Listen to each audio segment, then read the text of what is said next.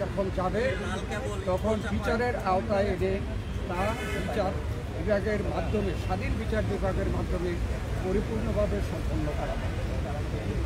নির্বাচন সংশ্লিষ্ট সংস্কার কার্যক্রম অবিলম্বে সম্পন্ন করে ডিসেম্বরের মধ্যে জাতীয় সংসদ নির্বাচন অনুষ্ঠানের জন্য দ্রুত একটি রোডম্যাপ প্রদানের দাবি আমরা জানিয়েছি।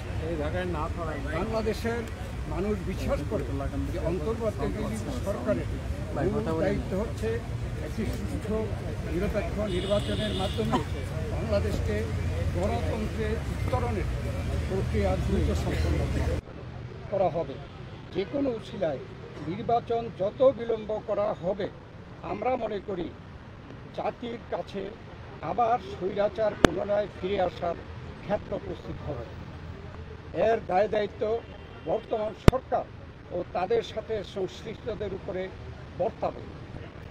বিএনপি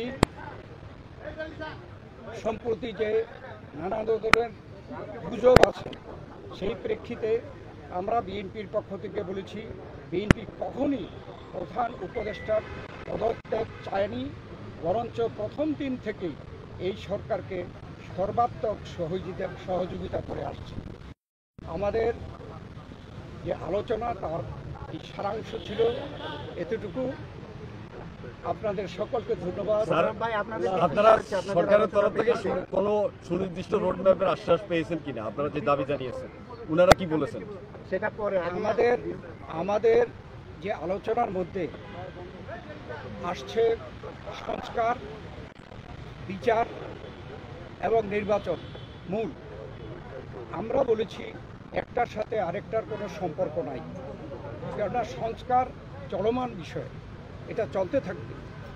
আমরা আশা করেছি এই সরকার সকলের সাথে ঐক্যমতের ভিত্তিতে একটা সংস্কার প্রস্তাব দেবে, সেটা চলমান থাকবে। এবং আমরা যদি ভবিষ্যতে জনগণ আমাদেরকে ক্ষমতায় বসায়, আমরা সেই সংস্কার চলমানভাবে আমরা সংস্কার বাস্তবায়নের আমরা প্রচেষ্টা নেব। আর মামলাগুলোর ব্যাপারে বাংলাদেশ জাতীয়তাবাদী দলের আমাদের দেশনেত্রী বেগম খালেদা জিয়া, ভারপ্রাপ্ত চেয়ারম্যান তারেক রহমান থেকে শুরু করে আমরা এবং সেই তৃণমূল পর্যন্ত আমাদের নেতাকর্মীরা সবচেয়ে বিক্ষুব্ধ। আমরা এই স্বৈরাচারী ফ্যাসিস্ট সরকারের কর্তা ব্যক্তিদের এবং যারা দায়ী তাদের বিচার চাই।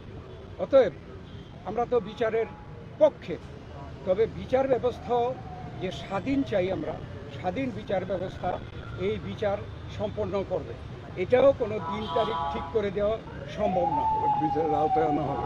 এবং আমরা বলেছি যে যেগুলো সম্পন্ন না হবে সেগুলো যদি বিএনপি ক্ষমতায় যায়, তাহলে বিচারের আওতায় এনে স্বাধীন বিচার ব্যবস্থার মাধ্যমে এই বিচার সম্পন্ন করা হবে। তার মানে আপনারা আজকেও কোনো আশ্বাস পান নাই সুনির্দিষ্ট রোডম্যাপে?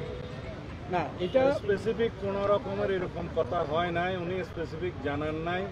আমরা আমাদের দাবি হয়তো বা ওনারা ওনার প্রেসের মাধ্যমে জানাবেন। আজকের আলোচনা আপনারা সন্তুষ্ট কিনা? এখনো প্রতিক্রিয়া জানানোর দরকার নেই, ওনারা প্রেস সেকশন কি বলে তারপরে আমরা প্রতিক্রিয়া যতটুকু হয়েছে আপনারা কথা বলতে পারি। আমি একটু বলি, এখানে আমি একটু বলি, মূলত সংস্কার এবং বিচার, নির্বাচন, এই তিনটার উপর আলোচনা হয়েছে এবং সংস্কারের ব্যাপারে আমরা এটা পরিষ্কার এবং ওনারা একমত হয়েছে। সংস্কার যেখানে ঐক্যমতের ভিত্তিতে হওয়ার কথা, তার ভিত্তিতে সংস্কার কাজ সম্পন্ন হবে এবং সেই কাজ অতি সহসা সম্পন্ন করা সম্ভব। এখানে কোনো দ্বিমত পোষণ করেন না। বিচার ব্যবস্থা বিচার বিভাগ করবে এবং বিচারের আওতায় আনার ব্যাপারে যে আলোচনা হয়েছে, এখানে ওনাদের কোনো দ্বিমত নাই।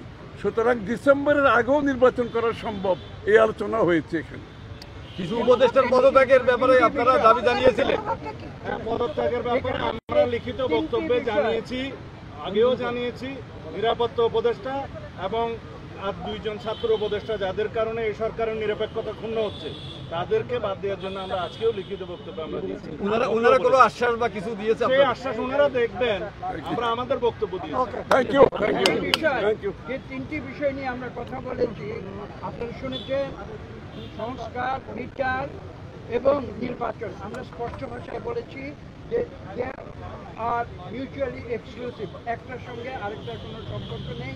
এবং যদি দ্রুত নির্বাচন দেওয়া হয়, আমরা স্পষ্ট ভাষায় বলেছি, আজকে বাংলাদেশে যে নৈরাজ্য হচ্ছে, যে আইন শৃঙ্খলা পরিস্থিতির অবনতি হচ্ছে, এক অ্যানাউন্সমেন্টের ফলশ্রুতিতে বাংলাদেশের শান্তি শৃঙ্খলা এবং গণতন্ত্র ফিরে আসে। ধন্যবাদ সবাইকে। Thank you